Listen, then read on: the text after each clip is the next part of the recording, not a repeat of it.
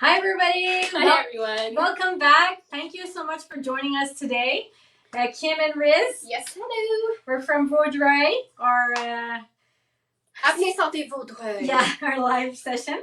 So today's topic is going to be continuing our last session that we had. So if you didn't see the last session, you can always watch it back. It's on our YouTube station or on our Facebook page. So we had a special guest. Her name is Louise Malone. Louise Malone is a kinesiologist from McGill. She's also a certified sports physiotherapist, and she's also a trainer educator at the YMCA. So what we had discussed with Louise, we had discussed the great impact and the importance of physical activity on your general health. And the reason why we want to recap or talk a little bit more about this, it's because we want to create awareness. We want to create get everyone moving, especially during the summertime. Yes. And that is because, like we said, there's such a huge impact on our overall health, especially now that we're seeing this epidemic brought on by COVID, the epidemic of the sitting disease. Exactly, yes. So, but before we continue on this sitting disease, I just want to explain that as a respiratory therapist, I know it is not my expertise to talk about physical activity or just exercise. But I do believe that as a clinician that works in the medical field, we have that ultimate responsibility to educate our patients on their overall health. And I think that that begins with preventative measures. Exactly. Right? Prevention is always better than cure. Yes. So this is why it's so important for us to discuss this topic once again. Yes, and it's important. So Kim, can you explain a little bit what is this sitting disease? So what is the sitting disease? Pretty much everybody has a bit of that in their quotidien, in their life.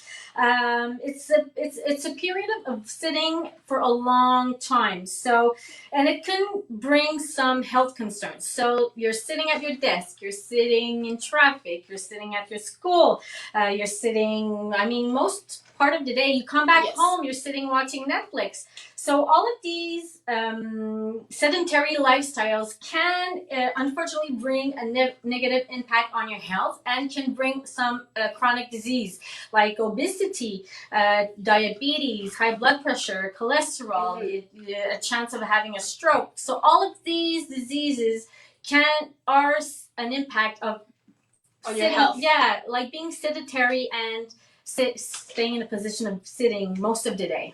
And that's true, because when I see patients for the first time, which means that because they're referred by their family doctor to rule out sleep apnea, we go through a list of questionnaires just to better understand their well-being, their health. Yeah. And a lot of these patients come and explain that, oh yeah, I already have hypertension, diabetes, yes. High cholesterol level, yes. Have you had a stroke in the past? Yeah, or I'm at a high risk. So with these chronic diseases, they often come as a whole together. Mm-hmm. So that's why we want to create awareness on physical activity, and that is why during this live session we're trying to make it more interactive. So Kim and I are inviting you to stand up. We hope you're wearing your pair of running shoes. Yes, guys. Because we invite you to walk with us. We will walk our way through this live session to show to you how easy it is to incorporate cardio workout, a workout in your daily routine. Yeah. So walking is super easy. It's walking. It's powerful. It has such a great impact on your health in general, your body, your mind. The only thing you need is about 150 minutes a week. So if you break that down, it's about 30 minutes, 5 days a week, or 20 minutes 7 days a week. It is an easy way to add it in your lifestyle. So what are the benefits of walking? So we're going to put up a poster just so you can follow through what are these benefits. So a simple 30 minutes to 60 minutes of walking a day can drastically lower your risk of any heart disease. It can even lower your chances of diabetes by 29%. Yeah. Your bones, it has also an impact on your bones. As we get older, our bones become more fragile. But by incorporating some cardio workout, it actually reinforces our bones. And more importantly, I find this is something important. Who's not living stress or anxiety nowadays? Yes. So walking actually has a positive impact on your mental health. Yes, and talking about mental health, let's talk about our brain. The benefits of walking just 2 hours a week can reduce your risk of a stroke by 30%. And that's just by walking, guys. So continue walking with us. We're not finished. Walk with us. Yes, it's also good for your memory. It's for the longevity. So 75 minutes of walking per week is going to help you with add almost 2 years of your lifetime. So that's amazing. Yes. And of course, wait. A daily 1 hour walk or 30 minutes, whatever you can add in your lifestyle, can cut the risk of obesity in half. So guys, So this poster, you can access this later on. It will be saved in one of our links. Talking about obesity, it's not only because we are being physically active, no. but it also has an impact on the hormones. Yes. It improves the hormones by telling us when we're hungry and when we're actually full, and that's how it works on obesity. Yeah, so that's important to know. So keeping active will help you with your hormones, like Riz just said. And guys, if walking is not your thing, it could happen. Maybe walking is not your thing, but you need to add some activity, whatever makes you happy. If hockey, go Canadien. If hockey makes you happy, do it. If gardening makes you happy, include that in your life. Whatever makes you happy. Riz, what does make you happy? One thing actually that Louise asked last week was, what did you enjoy doing during your childhood? And for me, I enjoyed skipping rope, jumping rope. So what I did is I bought a skipping rope, and that has become my cardio. Yeah, so you see, there's always ways to add physical activity in your lifestyle. So instead of taking the parking lot in front of the store, park away and walk it out. Take the stairs instead of the elevator. So all of these little combinations of activity, and if the intensity and the time is too much for you. So what you could do is also break down, when we said 40 minutes 3 times a week, yeah, that's a little bit intimidating. But break it down. You can do 10 minutes after your breakfast, 10 minutes after your lunch, and after supper, take your whole family with you. Encourage everybody. You can break it down. Yeah, so the important thing is that we want you to elevate your heart rhythm. We want you to stay active so your heart rhythm is elevated. During your cardio session. That's Yes. right. Okay? And for our patients who have chronic disease, it doesn't necessarily only have to be, what I'm trying to say is, cardio is for everyone, not just for people with chronic disease. Yeah. For example, I've seen patients who were at risk for diabetes or hypertension, and just incorporating a bit of exercise has reduced or removed that risk. For some patients, they even reduce their medication. Exactly. And I've seen, it's not often that I see it, but it's really surprising when you see it, that some of these exercise can actually have a reversible effect on these chronic diseases. Yeah. So you only need, again, it's only 150 minutes a week. So break it down, guys. 30 minutes 5 days a week, or 20 minutes 7 days a week. And like Liz said, if it's too much, 30, 20, you can break it down in little parts of your day. That's good also. So cardio. Cardio is good, but there has to be more.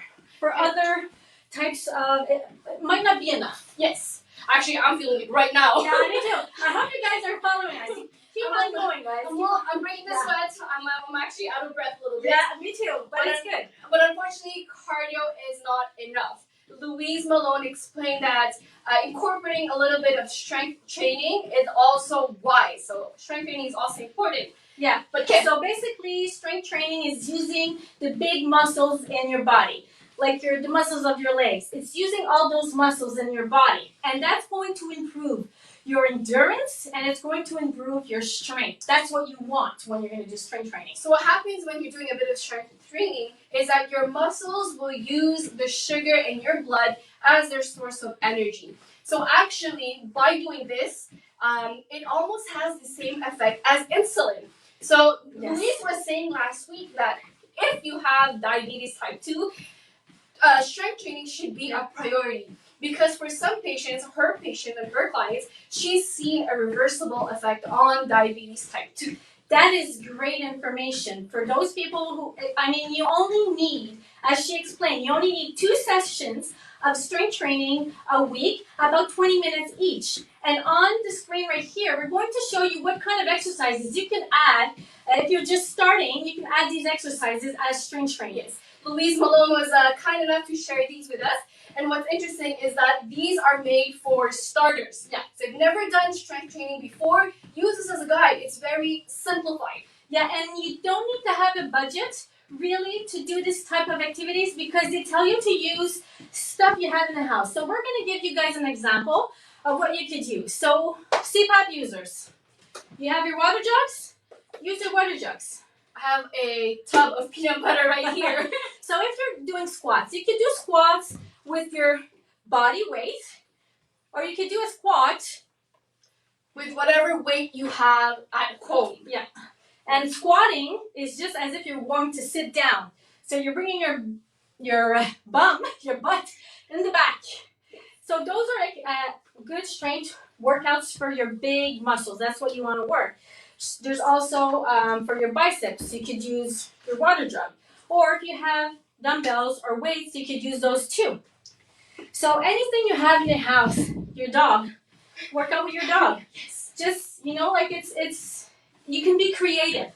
But working out strength will be a very good type to activity to include in your lifestyle with the cardio. And like we said, for people that have type 2 diabetes, strength training will be very beneficial for you. So all this, Kim, what we're trying to say is incorporate physical activity in your daily routine. Yeah. Just an example how easy it is to add that to your routine. Kim and I just did we did 15 minutes of walking. It's raining outside. We didn't even go outside. You can walk in place. Yeah, walk in place. I mean, you can walk watching your favorite show on TV. That's right. How easy is that? Yes, exactly. And like we said, if walking is not your thing, find something you love. Because to be consistent, you have to enjoy what you do. Yes, exactly. And I tried a lot of programs before I found the right one. It took me a lot of time to be active again because I didn't know what I liked. But now that I found it, I work out every day. I have activity every day in my life because I enjoy what I do. It makes me happy. So guys, whatever makes you happy, and don't hesitate to try out. I tried out many programs and I'm like, I don't like this. So I stopped and I quit. And then you will not know until you try. Exactly. So try out walking, jogging, try out biking. And guys, if your gym is not accessible to you, if if you're lacking a bit of imagination, what you could use is YouTube. YouTube is a good source of information. So like Louise said last week, use keywords to do your search. Yeah. So for example, like workout at home, workout for beginners, workout for older people. Yeah. Workout for people that are obese. Workout for high blood pressure people. Cardiovascular problem. So all those keywords will help you find a program. Yes, I am sweating. I am so hot. We're kind of out of breath. Yeah, it's hard to talk in. So you see, even though we are just walking 15 minutes, it's don't worry if you get you're out of breath. Keep on going. It's important. And you'll notice that with consistency and time, it'll get easier. And when it gets easier, I find that's when you get encouraged to do more, to challenge yourself. Yes, that's so fun. Keep on going. Now is a perfect season to get started. Walk out. There are no more restrictions here in Quebec. So go out. Yeah. Enjoy it. And before you start doing any kind of programs that you find or we do highly recommend you discuss this with your family doctor or a healthcare professional, just so that you know what's a safe starting place, what kind of limitations you might have with any health conditions that you have. Yeah. So seek advice from your family doctor. Talk about it. Talk about it with your doctor, and also learn to listen to your body. Right? If your body's telling you it hurts or I'm tired, it's okay. Stop there and take it up the next day again. Yeah. And keep on going, guys. I hope you're still walking. Yes. So we're going to talk about our challenge because there's a whole story behind all this. Yes, our campaign. Yeah, our campaign. Movement is medicine. All right, guys? So we have a campaign where all of our clinics, we have 8 clinics around the Montreal, Vaudreuil, Longueuil, Mascouche, Laval, Valleyfield, so Chateauguay. So all our clinics, all our employees are going to participate on doing 30 minutes of activity every day. And you know what? It's really encouraging because I'm a very competitive person, and this kind of pushes me to be like, oh, Yeah. she's done 30 minutes, I'm going to do 35 minutes. So it's kind of like we're doing a bit of Olympics. Yes. So we're all actually we're motivating each other by Yes. keeping active every day. But it's more than just staying Yes. active. There's a whole story behind this. The YMCA actually created a challenge to help the youth Yes. get into one of their YMCA camps. As you know, students have been deprived from sports.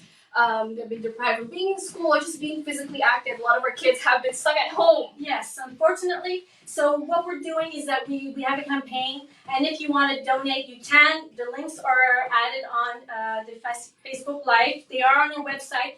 We will send it to you if you want it also. But I mean, it's for the kids, you know, like for kids that need to stay active. They are our future generations. We want them to be active. Yes. All right. So you can even follow. You can track the activities that the apnea Santé employees are doing. Yeah, you can join us if you want to. And guys, don't hesitate. If you want to include or you want to talk about it, physical activity, you can talk to one of our therapists. They will give you advice. You know, like it's okay to talk about it. It's important to talk about it. And if we don't know the answer, we will refer you to somebody who have the right answers. Yeah, and Riz, we already did 1 kilometer. This is great exercise, guys. So keep up the good work. Stay active. Movement is medicine, guys. So sleep well and stay active. So we're going to do a sprint before we go. Bye! Bye!